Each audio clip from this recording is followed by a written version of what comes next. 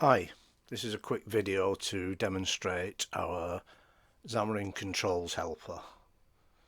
So we've got a XAML file here, Xamarin. Right click, insert Xamarin Controls, and you can see all the controls that are currently supported. So for this demo we'll start with the label, and as you see it throws up all the parameters, so we can say welcome to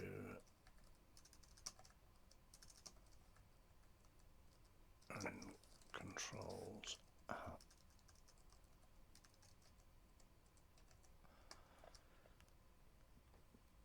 So you can see we've got all the options for horizontal and vertical alignment.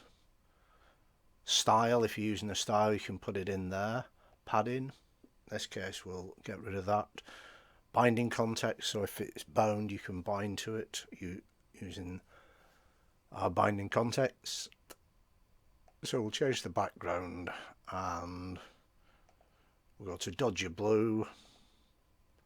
We'll have a white foreground.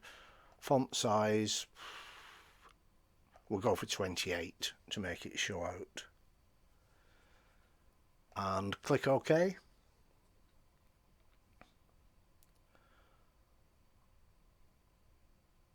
The code for our label is generated, and if we give hot reload a kick, there we go, it shows the label. So what else have we got? We got insert, but we've got a label and entry. So this generates a label and an entry control in a stack layout. So if we try and show this, so name, placeholder text, enter your name, a nice dark grey for the placeholder text, checkbox for if it's a password or not, keyboard, so we'll make it text, again all the various options I showed you before, and the text for the label, so name, and change that padding there.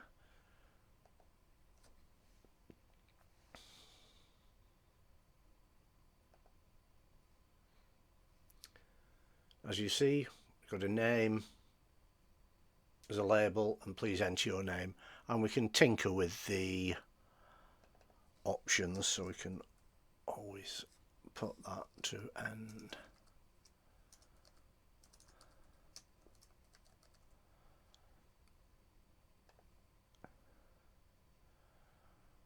And make that start and expand. That makes it look a bit better.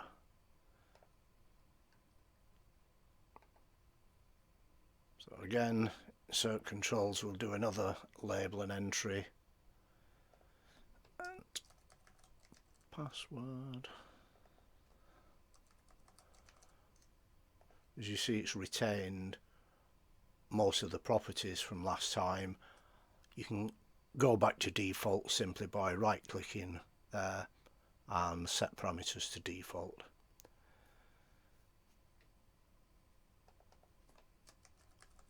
Password,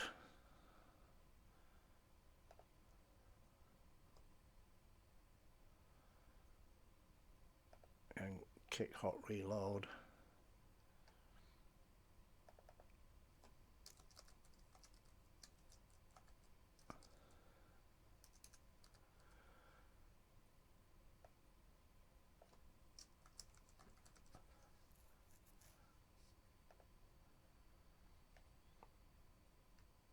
Okay, so we've generated name, password field.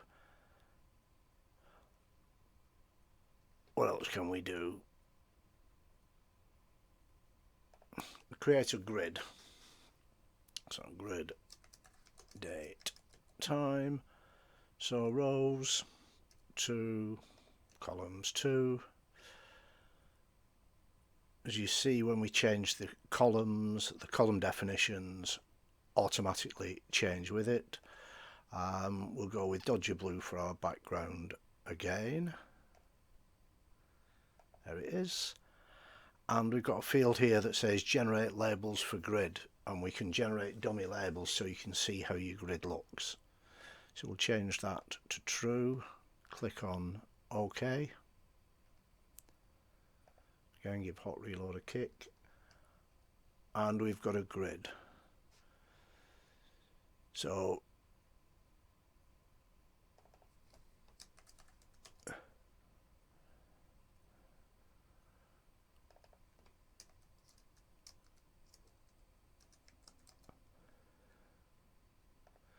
we'll change those labels there to be date and time,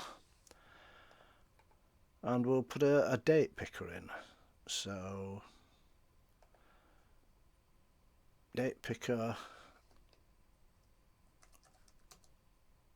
is a date picker. Again, you've got a selection of formats. We'll make it match our grid background, so Dodger Blue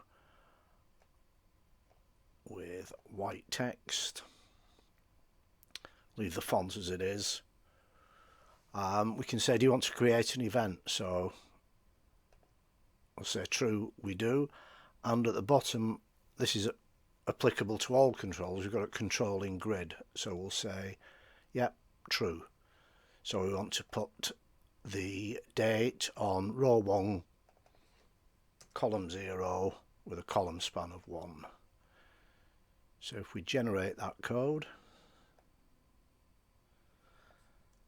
cut it out of here,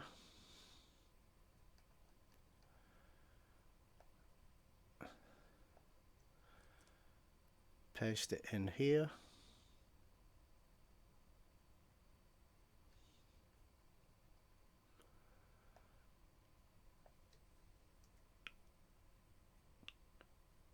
get rid of that, click on save.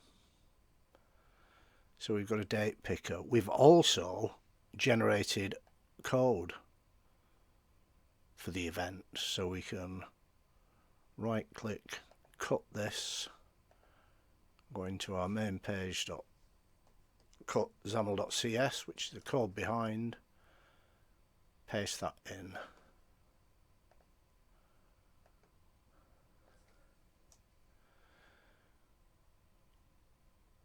It's still got the squiggle at the moment, but when we stop we can show you how to get rid of that. So we'll run the date, so we'll do a time date picker false, so we've got to hours and minutes, so we can have again different ones. Controlling grid, row 1, column 1, column span of 1. Again, click on OK. We've got our time picker. We'll replace our label there. Take our generated code.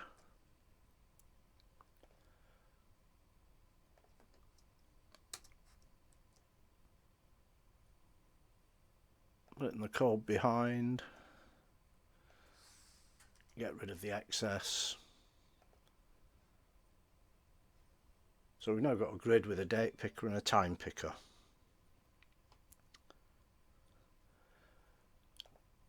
So what else? We'll create a list of radio buttons. So we'll start with a label.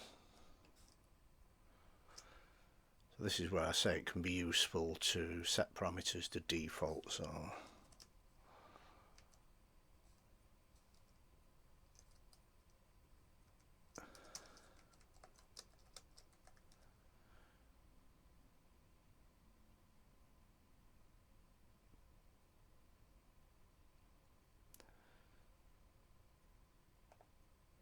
So background color white.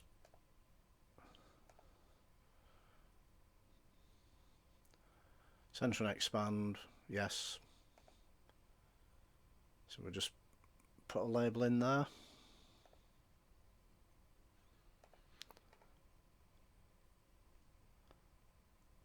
And then we'll do radio buttons. So RB days. So we can have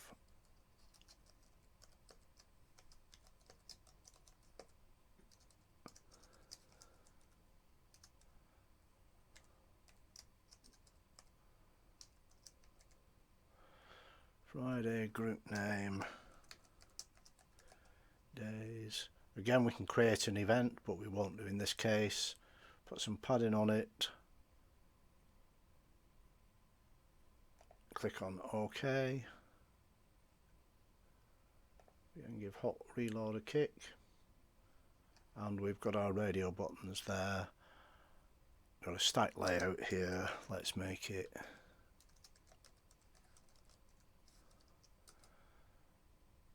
horizontal instead.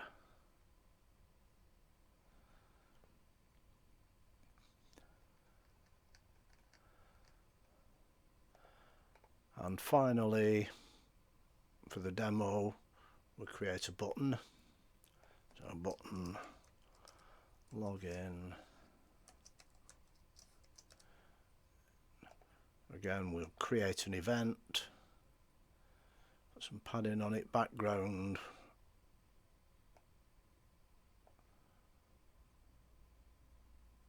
Again, we'll go with Dodger blue and white. With the font size, corner radius, so we've got some nice corners on it. Border size 1, and we'll have a border of pale turquoise.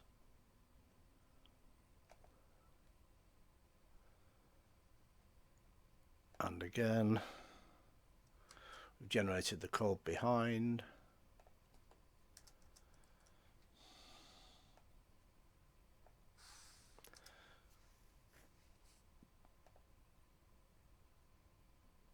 Take that out. Cut that. Save.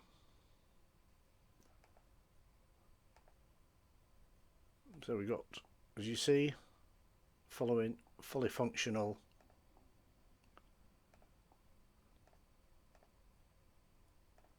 controls, and we've hardly written a line of code. So if I just stop this, the squiggles disappear for the events that we've created. Okay, that's it. Any questions, problems, suggestions, drop us a line at pete@gui-innovations.com and we'll see what we can do. Thank you ever so much for watching. That's great, thank you.